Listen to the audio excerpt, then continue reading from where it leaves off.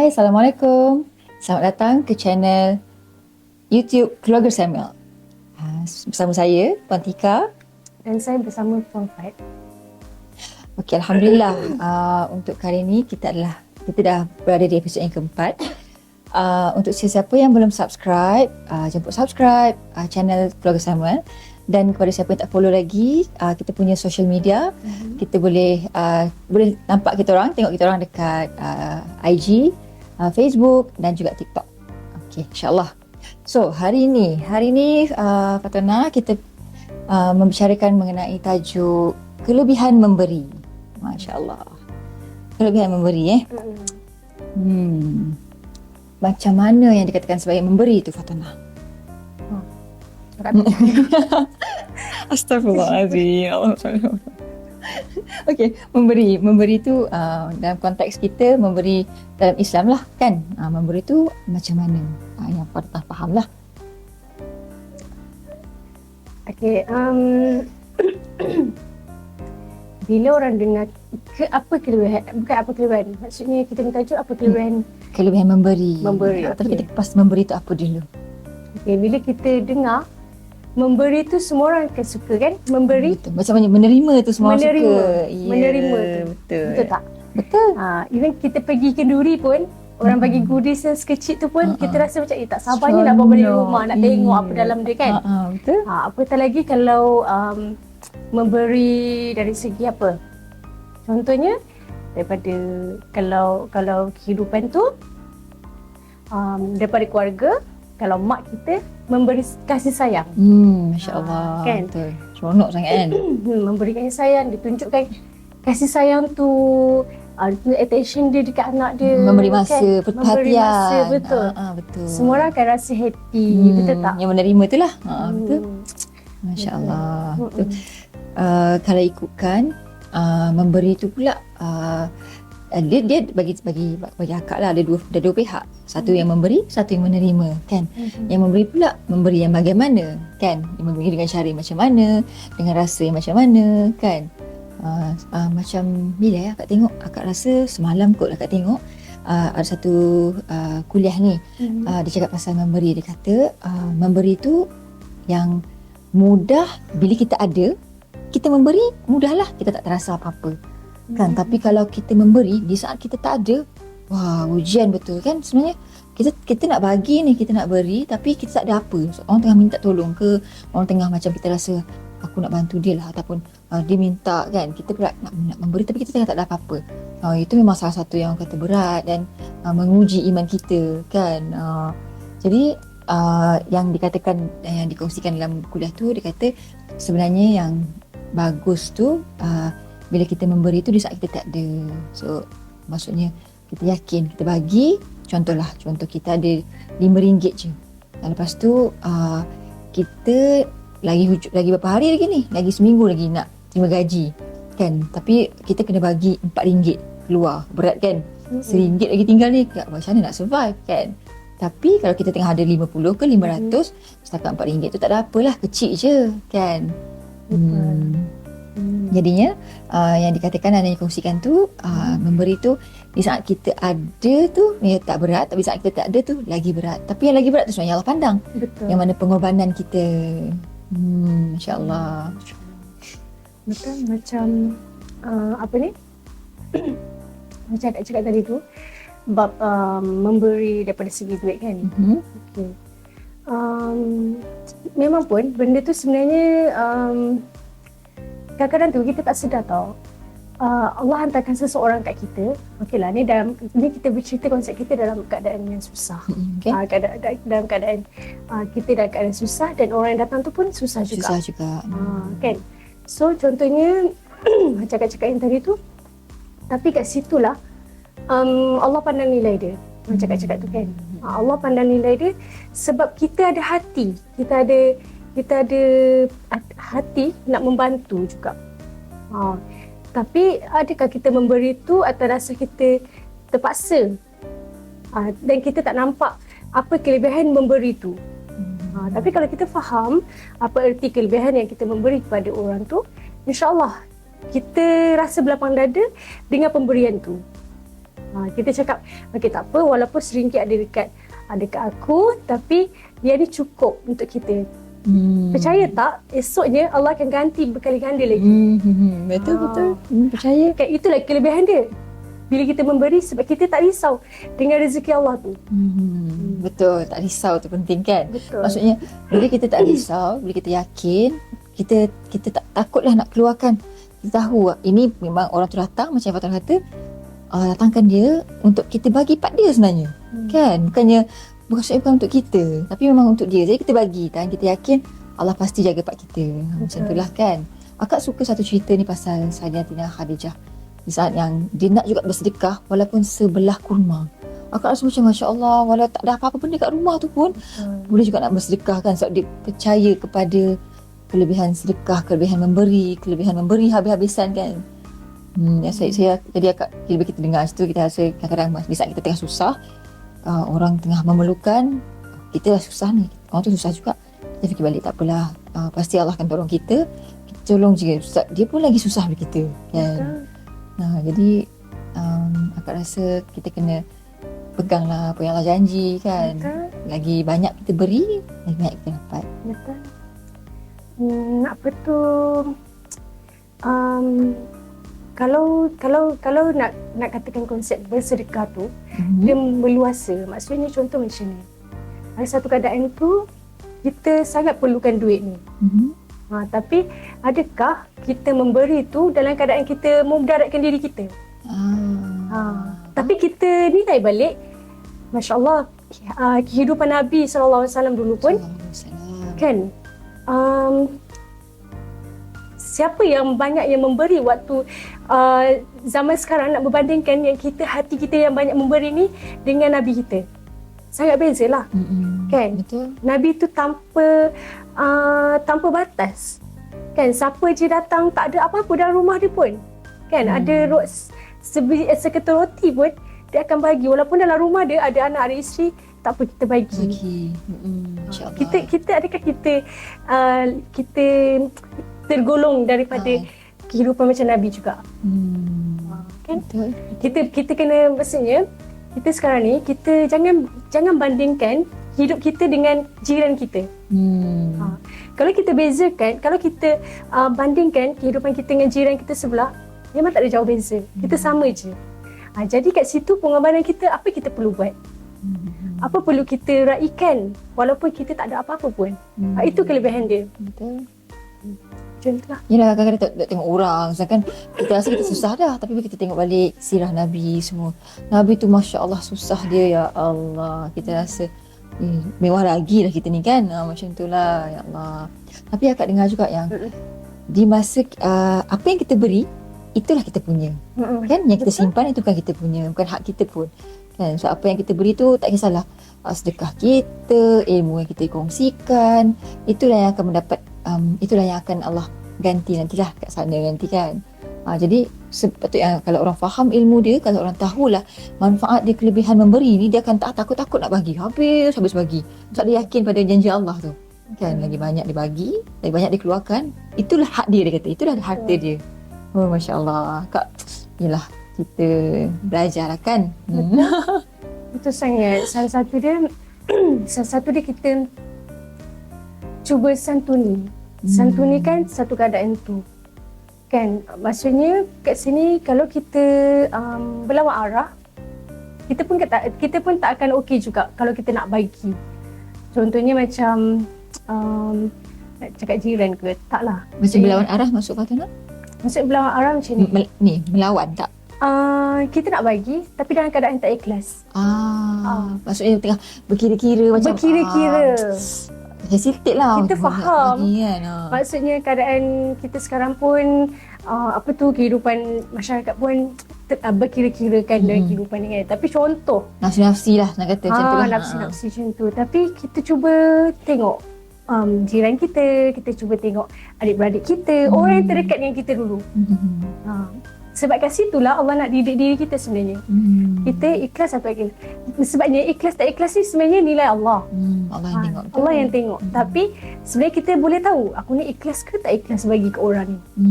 Aku ikhlas ke tak ikhlas nak bantu keluarga ni. Kan? Allah akan pandang kat situ. Jadi apa yang macam mana kita nak santuni, kita raikan. Kita tak dapat bagi banyak, kita bagi sikit. At least orang tu terhibur. Kan? Contohnya kalau orang nak pinjam duit, nak pinjam duit nak dalam 200. Tapi kita cakap boleh tak? Kita tak dapat nak bagi 200 tapi kita bagi 50 je.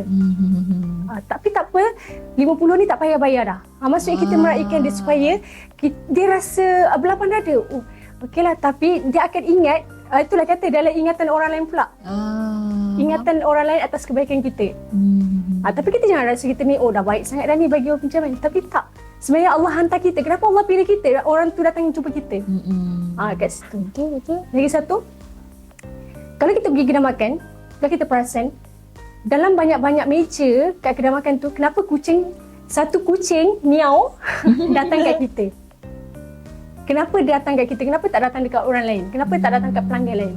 Sebab apa? Kat situ Allah bagi tahu kat kita ni sebenarnya apa yang kita ada, apa yang rezeki yang kita dapat, rezeki yang berkat. Masya-Allah. Rezeki tu luas. Melalui kucing tu kan? Melalui kucing tu. Masya-Allah. Tanda Allah bagi rezeki berkat. Betul. Yelah kucing ni mana ada dosa kan. Allah bagi dia hati suci macam tu. Betul. Dia boleh tengok lah siapa yang dapat rezeki berkat tu, dia datang dekat kat dia. Masya-Allah. Patutlah. Akak pernah dengar juga Sifu mentor akak cakap kan, orang yang kucing suka datang tu orang yang murah rezeki.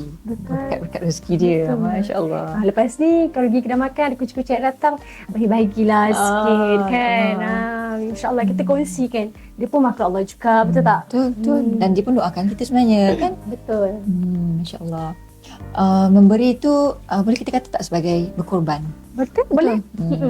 Sebab bila kita memberi, bermakna kita memberi apa yang kita ada dan kita tak ada kepentingan kat situ.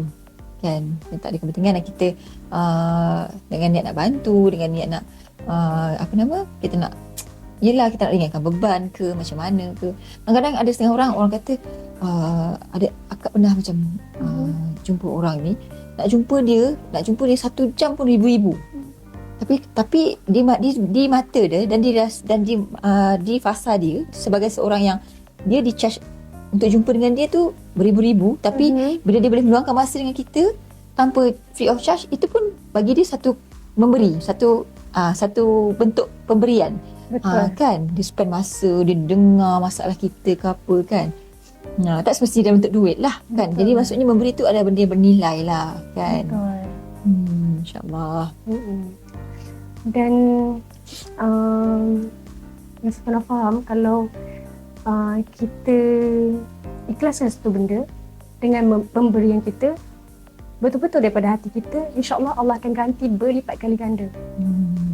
Contohnya kita nak anak kita berjaya, kan? Dan keluarga kita mesti ada salah satu adik-beradik kita tu, anak-anak tu kita nampak kejayaan dia. Tapi dalam masa sama kita ni dalam situasi yang tak, orang yang kurang kemampuan. Tapi kita dah letak anak kita dalam macam Fatona lah. Fatona dah letak anak dekat madrasah, kan? Salah satu hati kita rasa yalah, bila kita jadi mak, Allah akan nilai hati kita. Maksudnya betul-betul ke kita ikhlas kita memberi anak kita untuk didikan ni, untuk dididik, untuk duduk kat sana, untuk belajar kan, bukan mudah. Betul. Allah akan uji hati kita sampai kita betul-betul ikhlas. Okeylah, memang sebulat-bulatnya kita berserah dengan Allah.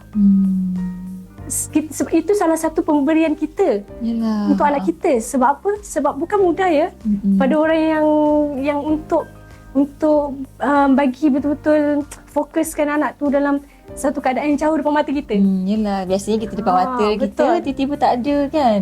Betul. Kat situlah Allah nak nilai niat kita pula. Apa niat kita sebenarnya kita nak hantar anak kita kat madrasah? Apa niat kita nak bagi didikan dia? untuk dia masuk hafiz. Macam tu. Masya-Allah, masya-Allah. Betul. Tapi satu sudut ini konteks untuk anak lah, kita sebagai mak dengan anak kan. Kalau kata konteks yang secara meluas lagi lah masyarakat ke ataupun memberi. Satu masalah ni yang akan nampak lah. Ada setengah orang dia rasa dah bagilah tapi pasti diungkit-ungkit pula. Itu pun satu benda yang sangat tak bagus lah. Kan betul tak? So, maksudnya nak memberi tu bagilah sebetulnya, tak perlulah macam nak ungkit ke apa kan. Mungkin Betul. dia merasakan yang dia berbuat, sedangkan rezeki tu Allah salurkan pada dia untuk dia sampaikan. Betul. Dan bukanlah untuk dia rasa dia bagi. Terlalu banyak kan? Terlalu banyak macam tu.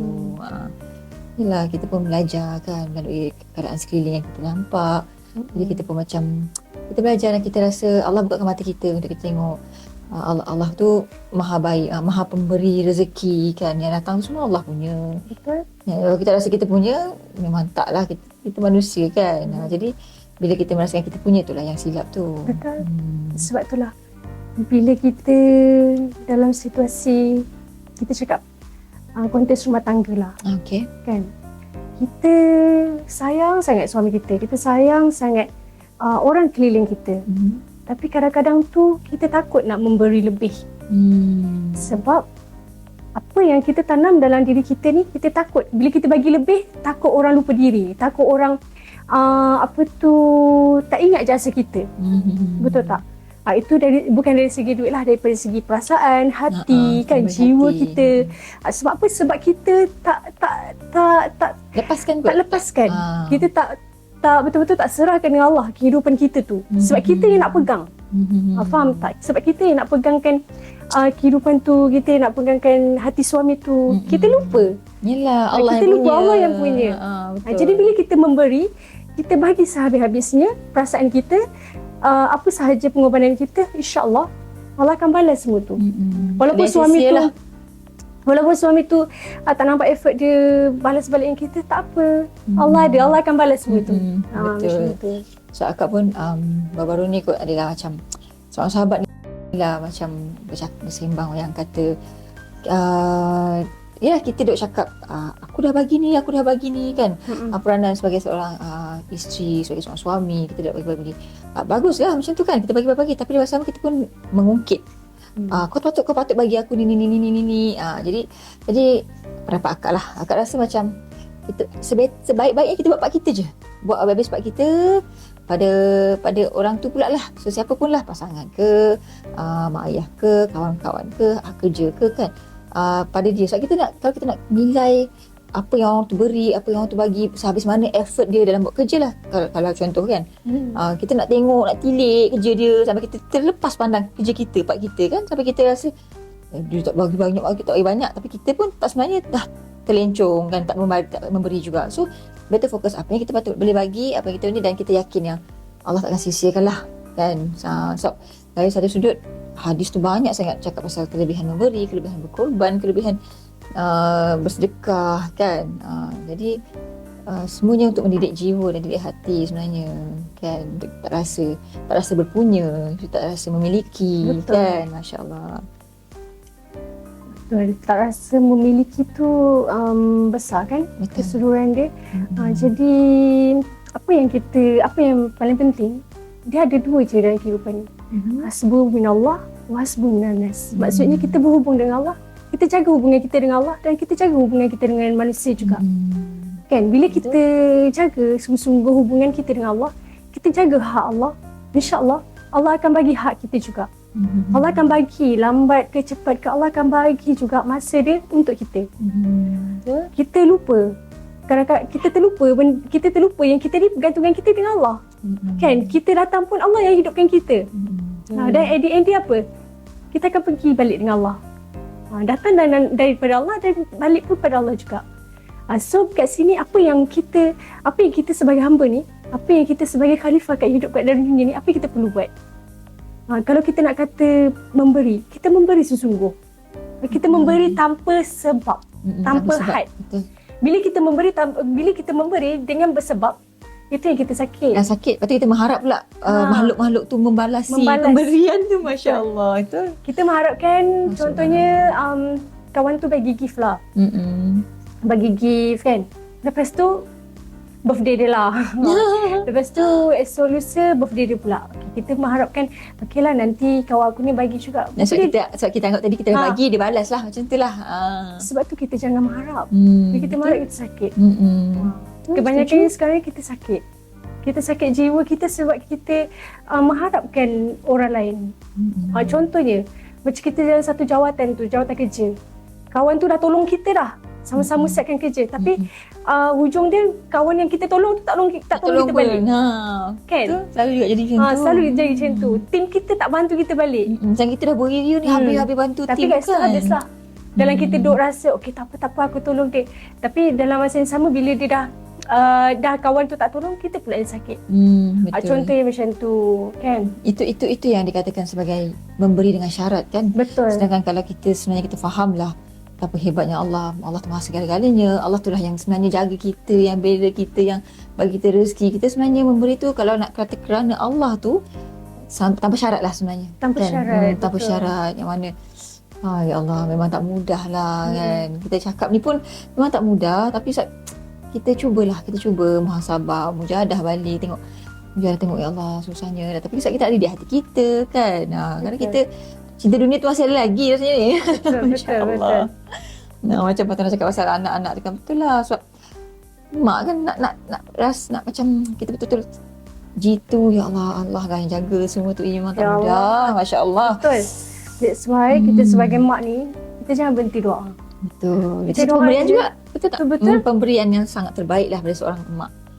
Sebab doa mak ni tanpa hijab. Betul. Kalau kita doa, tak kisahlah mak tu doa ikhlas ke tak ikhlas ke, tapi sebab kita mak, Allah sampaikan doa tu. Macam tu.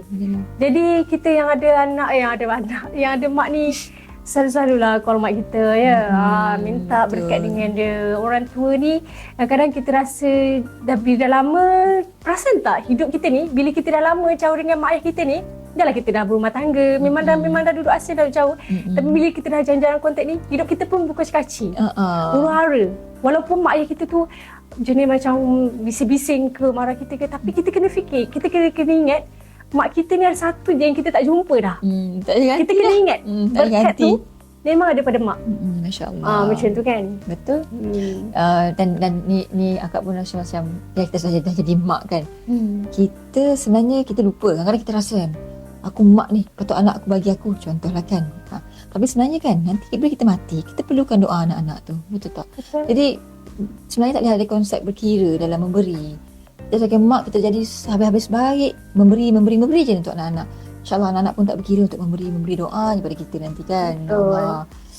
Itu sebab kita saling memerlukan sebenarnya kan. Saling memerlukan, kita sangat memerlukan doa-doa kan. Itulah doa tu pun tanpa had juga. Betul. Kan? Kalau betul lah kita sayang orang tu, kita cinta orang tu, kita betul-betul kasih orang tu kerana Allah semua kan, tanpa perlu sesiapa tahu pun kita sentiasa doakan dia. Itu adalah pemberian terbaik. Betul. Kan doa tu bila Allah makbulkan, Masya Allah, tak ada yang lebih berharga lah rasanya kan Fatana. Betul. Masya Allah. Lepas tu bila kita doakan seseorang, malaikat pun akan doakan kita juga. Itu yang terbaik yang akan rasa pemberian. Selain daripada kita nampak pemberian harta kan, memberi senyuman pun antara salah satunya lah. Senyum. Banyak kelebihan. Hati terluka, senyum. Walaupun Masya Allah, sakit kan. Kadang-kadang tu orang tak tahu pun dia ni okey ke tak okey kan. Kita tak tahu ujian seseorang tu macam mana, apa dia rasa, apa dia lalu kan. Dengan dunia sekarang semua berat. Betul. Tapi bila kita sekurang-kurangnya kita memberi, contoh tahu orang tu susah, at least kita memberi kasih sayang, orang tu sejuk hati kan, tak adalah rasa tertekan ke macam mana kan. Itu pun salah satu pemberian. So kelebihan yang Allah dah janji tu pun banyak. Maksudnya sesama manusia tu pun banyak juga kelebihan memberi. Kan? InsyaAllah. Alhamdulillah. Banyak pula kupasan kita Masya Allah. Sebab kupasan topik kita hari ni best. Maksudnya bukan best je. Dari banyak sudut kan kita boleh bagi macam-macam kan. Betul lah. Sebabnya memberi kan. Memberi dan menerima. Macam tu. Apa kelebihan dia, memang orang nak tahulah apa kelebihan dia kan. Pasal menerima ni, kadang-kadang macam akak teringat lah, macam orang tu dah beri nak memberi tu, kita pun kenalah beri menerima juga kan. Barulah pemberian tu berlaku. Betul tak? Betul. Orang tu nak bagi-bagi, kita pun macam tak menerima dengan baik pun boleh membantukan orang nak memberi kan. Macam Tapi tu lah. dekat situ lah nilai kita. Kita yang memberi ni tak apa kita belakang dada. Betul. Kalau orang tu tak nak ke, orang tu buat muka ke, orang tu tak happy ke, itu masalah dia. Betul. Macam tu. Hati kita lah pula. Hati kita lah pula kat situ Allah nilai. Dia betul-betul ke? Nak bagi kan? Betul-betul ke ikhlas nak bagi ni? Betul-betul ke nak bagi sayang? Kah caca je kan? Dekat situ lah Allah nilai hati kita. Masya Allah. Sebab kita kat sini kita tak boleh nilai orang. Kita tak boleh nilai apa reaction orang tu. Sedangkan di saat itu kita yang diuji sebenarnya untuk betul-betul nak memberi. Kalau kita memberikan, kalau kita pula yang contoh kita di pihak yang menerima pula, kita tak perlu nak judge orang tu betul ke dia bagi, betul ke ikhlas ke dia bagi kan. Kita yang menerima, tak apalah aku terima. Betul. Hati dia Allah yang nilai. Macam itulah kan. Masya Allah. Macam Patut kata menarik perbahasan ni sebab kita sebagai wanita, kita boleh jadi ibu, boleh jadi anak, boleh jadi suami isteri, boleh jadi semua konteks kita boleh pegang kan bab memberi ni dan sebagai hamba Allah. Betul. InsyaAllah. Okey, jadinya kita nak memberi perkongsian berkenaan dengan bidara pula Fatanah. Ini pun salah satu konteks memberi juga ni. Betul. Nak dengar Fatanah punya sharing pasal kebaikan bidara. Okey. Hari tu macam ada janji kan. Episod sebelum ni. Episod sebelum ni kan kita cakap nanti kita sharing kan. Hari ni masa kita nak sharing. Kita pakai lagi sekali. Okey, boleh. Okey, macam ni. Kita punya produk kita The Fa Bidara. Okey, cara pakai dia, kita bukan roll tau. Kalau roll mungkin kita boleh sapu dekat mana yang kita sakit ataupun yang kita nak sapu. Okey, tapi kita titis. Kenapa kita buat titik macam ni, titik macam ni kan? Macam ni bukan panggil drop kan? Titik kan? Betul, drop. Bukan drop kan? Drop ni. Okey. Ingatkan drop yang tarik tu bukan? Itu dropper lah. Tapi sama juga dia punya tu drop kan? Okey, ni kita nak titis dalam 2 atau 3. Okey? Lepas tu kita anti-clockwise. Okey, kita anti-clockwise, lawa rajam. Lawa rajam dan kita hidu dia. Dalam wangi kan? Masya Allah. Dia bukan setakat wangi je, tapi khasiat dia tu sangat luar biasa. Masya Allah. Rasanya kalau contoh akak driving, akak ni hidup tak jangan ngantuk rasanya. Ya betul, ya Allah segar je. Segar rasanya. Tapi kita tak pakai tadi. Ngantuk. Itulah. Penat-penat biasalah. Kan? Okey. Sebab dia membantu kita punya kesegaran mata kita, pernafasan kita. Dia terbuka. Semua kan saraf-saraf tu. Betul, sebab dia masuk dekat dalam, bila kita hidup, dia akan masuk dalam nerve kita. Kan, dekat dalam mata kita, hidung kita, sampai mulut kita pun rasa bernafas dengan selesa kan, sebab bidara ni. Jadi min. Bidara ni jadi min, betul? Lepas tu membuka ruang pernafasan ruang kan? pernafasan. Okay, tadi kalau mungkin kita rasa macam kita tersekat kan, kita sapu je dekat dada. Apa kebaikan dia? Nak tahu apa kebaikan dia? Nak tahu. Okey. Kebaikan dia banyak sangat. Okey. Semua orang tahu bidara ni sifat dia, daun bidara adalah pada yang makhluk-makhluk halus sangat tak suka. Sangat tak suka. Dia tak suka sebab bidara ni macam bau busuk lah. Macam kita kalau tak suka satu benda mesti kita tak nak kan. Untuk dia, untuk makhluk-makhluk halus ni bau busuk lah. Betul, bau busuk dan benda ni kalau datang dia akan menyucuk-nyucuk kat badan dia. Macam tu. So ada orang yang selalu terkena gangguan ni bagus sangat lah. Sangat bagus. Masya-Allah. Sangat-sangat bagus. Okey. Kan? Tapi dia ada cara dia pula. Dia ada bermacam-macam cara dia. Okey, contohnya kalau kita sekarang ni kita melalui dalam keadaan tengah mengalami stres. Kan? Bila kita stres, kita banyak fikir, kita punya otak kita block sekejap, kita ambil bidara. Ambil bidara, sebelum pakai tu kita selawat dulu 3 kali. Okey, selawat 3 kali. Al-Fatihah sekali untuk diri kita. Okey. Lepas tu kita sapu dekat mana kita nak sapu. Contohnya, kebanyakan bila orang stres dia akan attack dulu bahagian bahu kita. Tengkuk kita dan bahu. Kita sapu, gosok kat situ sampai dia meresap. Sebab dia bukan oil base tau. Maksudnya bukan berminyak. Dia terus meresap. Okey. Itu yang ramai sangat-sangat orang suka. Yelah, sekarang kalau minyak kan kotor baju lah. Rasa macam lengas lah. Betul. Lagi satu, minyak bidara kita memang tak ada bau macam minyak-minyak urut Yang Macam buah halia ke, campur-campuran apa bawang putih ke apa, tak ada. Dan dia adalah pure. pure. Dia pati. Contohnya kalau kita nak urut malam-malam kan sebelum kita tidur, kadang-kadang kita nak sleepy massage macam tu kan.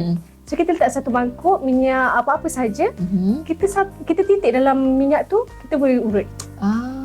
Yelah, tak ada Kalau kita nak jimat lah. Yelah. Kalau kita nak jimat dan kita nak rasa berminyak kan. Tapi kalau yang macam ni, kita boleh hidu terus dan sapu kat mana yang kita sakit. InsyaAllah, dia sangat melegakan. Dah segar bugar je. Dia nampak kecil padi tau. Dan dah didoakan kan Fatona? Betul. Dah didoakan Dan lagi. didoakan insyaAllah Rawatan, siapa yang insyaAllah. pakai memang betul-betul boleh jadi perawat lah. Ya Allah. Dengan niatlah kita minta Allah yang sembuhkan, Allah yang rawat. Sebab pakai minyak bidara. Masya Allah. Kan. Lepas tu apa lagi? Macam contoh kalau malam-malam kita susah nak tidur, kan kalau ada setengah orang tu jenis macam apa ya? Insomnia? Macam tu lah lebih kurang kan. Dia sebelum tidur memang kita kena letak ni kat tepi katil, kita sapu dan kita selawat. Sapu kat kepala kita. Kat sini? Kat sini, kat kepala, urut-urut. Lepas tu bahagian leher kita. Dengan bau. Jadi kalau orang stres ni, dia tak lari mana. Dia akan attack kat sini sekejap Kak. Okey. Daripada sini, belikat kita sampai bahu. Memang ini poin-poin stres lah. Betul. Tegang mesti naik sampai sini kan. Masya Allah. Kalau nak share tu, macam-macam kan. Ini salah satu bentuk perkongsian, which is memberi jugalah. Memberi ilmu gitu. Memberi ilmu. Dan kita boleh memberi juga kepada mak ayah kita. Ya betul kan. Kepada kawan-kawan kita. Pasangan kan, anak-anak. Betul. Anak-anak yang hilang fokus pun boleh sapu dia juga. Sebab dia dah set doa kan. Yelah. Dia dah set doa dan kita, niat kita sendiri. Betul. Niat kita nak macam mana. InsyaAllah. InsyaAllah. Alhamdulillah. Terima kasih Fatona untuk perkongsian. Ya Allah. Masya Allah.